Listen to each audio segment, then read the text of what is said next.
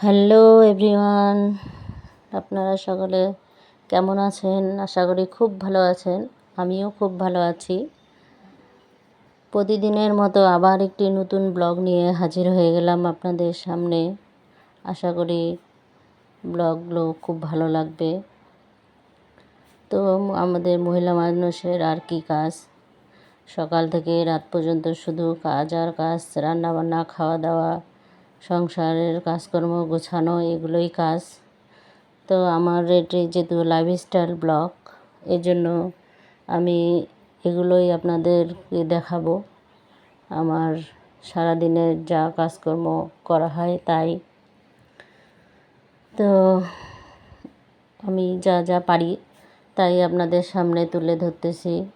সকালে নাস্তা বানানো, দুপুরে রান্না, বিকালে এদিক সেদিক যাওয়া, টুকটাক কাজকর্ম, রাতের কাজকর্ম, এগুলোই দেখাই। তো আজকেও আমি সকালে ঘুম থেকে উঠে স্নান করে কাজকর্ম সেরে চলে আসছি নাস্তা বানাইতে। আজকে বানাচ্ছি আর রুটি।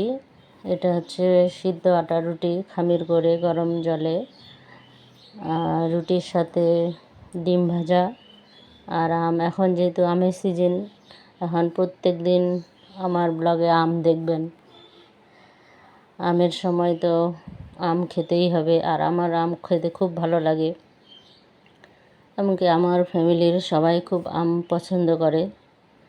আমার কাঁঠাল ততটা ভালো লাগে না, তবে আম খুবই ভালো লাগে। এই জন্য নাস্তা খাওয়ার সময় আম, দুপুরে ভাত খাওয়ার পরে আম, বিকালে আম, এবং কি রাতের খাবারের পরেও আমরা সবাই আম খাই। আম এতটাই প্রিয়। এই জন্য আজকের সকালের নাস্তাতেও আমি ডিম ভাজা করছি আর আম দিয়ে সৌমের বাবাকে খেতে দিয়ে দিলাম। ওরও খুব আম পছন্দ। ডিম ভাজা দেই, ডাল দেই, সবজি দেই, যা দেই না কেন, এখন ফলের সিজন, আম দিতেই হবে। তো ওকে নাস্তা দেওয়ার পর আমরাও সবাই নাস্তা করে নিয়েছি। নিয়ে এখন এই তো চলে এলাম রুমে, বেডরুমে। তো বেডটা একটু গুছিয়ে নিচ্ছি। তারপরে চলে গেলাম মেয়ের রুমে। মেয়ে মাঝে মাঝে ওর বেড গুছায়, আবার গুছায় না। ছোট মানুষ কী করবে, যখন মন হয় তখন করে, তাছাড়া আমাকেই করতে হয়। তো আমি গুছিয়ে নিলাম। আর এই জায়গাটুকু গণেশের বসার স্থান, এটুকু সাজিয়ে নিলাম। আর এই যে আমার মানি প্ল্যান্টটা দেখতেছেন, এটি আস্তে আস্তে বড় হয়ে যাচ্ছে। ছোট নিয়ে আসছিলাম, খুব সুন্দর লাগে এই মানি প্ল্যান্টটা। তো সংসারের টুকটাক কাজকর্ম করার পর চলে এলাম রান্নাঘরে দুপুরে রান্না করার জন্য। আজকে রান্না করতেছি সবজি খিচুড়ি।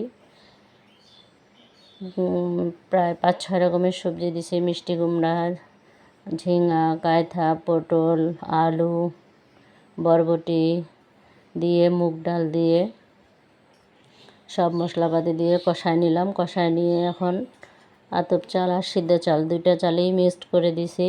দিয়ে একটু মজাদার খিচুড়ি রেডি হয়ে গেছে। খিচুড়ির সাথে পাঁপড় ভাজা আর ডিম ভাজা, আর কি লাগে, এটাই সর্বোত্তম খাবার। তারপরে খাওয়া দাওয়া শেষ করে এখন আমি রওনা দিয়ে দিলাম। আমি এখন যাচ্ছি সৌমের বাবার সাথে মোটরসাইকেলে আমার মার কাছে। আমার মা আসতেছে দিনাজপুর থেকে আম আর লিচু নিয়ে। তো আমাকে বাস স্ট্যান্ডে যাইতে বললো, আমাদের বাসায় আসবে না এখন, আমার যাচ্ছে দাদা ভাইয়ের কাছে। দাদা ভাই পঞ্চগড়ে কোয়ার্টারে থাকে। তো এই তো আমরা বাস স্ট্যান্ডে পৌঁছে গেছি, দেখি যে বাস চলে এসেছে। তো মা যে আমাদের বাড়ির গাছের আম, লিচু নিয়ে আসছে। মেয়েরা যতই শ্বশুর বাড়িতে খাক, তবুও বাবা মায়ের কাছে মনে হয় যে কিছুই খাইতে পারে না, এরকম মনে হয়। যে তবুও বাবার বাড়ি থেকে মা বাবারা অনেক কিছু দেয়। এখন ফলের সিজন, তাই আমাদের বাড়ির গাছের আম লিচু নিয়ে আসছে বস্তা ভর্তি করে। তো আমি নামতে বললাম, নামলো না, বলতেছে যে দেরি হয়ে যাবে, আর দাদা ভাইয়ের কাছে 2 দিন থাকে, তারপরে আবার আমার এখানে 1 দিন থাকে চলে যাবে। তো আজকে আর আসেনি। তো আমাকে এগুলো দিয়ে দিল, সাথে আম লিচু আর আমের আচার আর কী যে দিছে আর দেখিনি, খোলা হয়নি, বাসায় নিয়ে যাই। তো আমি এগুলো অটো একটা নিয়ে নিছি, রিক্সায় করে বাসায় চলে আসলাম। মোটরসাইকেলে এগুলো বাঁধা যায় না। তো এখন দেখি খুলে কি কি দিয়েছে। এই ব্যাগের মধ্যে শপিং ব্যাগে দিয়েছে বিস্কুট পূর্বার জন্য, আর বক্সে দিছে আমের আচার। ও আমের আচার খুব পছন্দ করে, মানে আমার মেয়ে। আর এই তো বস্তা খুলে দেখি যে অনেক লিচু। তো এগুলো আমাদের দিনাজপুরের লিচু, অনেক সুন্দর, কালারটা সেই সুন্দর লাল টকটকে লিচু। এটা হচ্ছে বেদানা লিচু, মিষ্টি অনেক। তো লিচু নিয়ে আসছে আর কিছু আম নিয়ে আসছে। তো বেশি আম পাকে নাই, যা পারছিল তাই নিয়ে আসছে, আর আমার দাদা ভাইকেও দিয়ে আসছে। তো এই তো আমি ওগুলো বের করে তারপরে বসে পড়লাম লিচু ছেলতে। বাড়ির গাছের লিচু খাওয়ার মজাই আলাদা। তো এই যে লিচু ছিলতেছি। তো এই লিচু অনেক সুস্বাদু।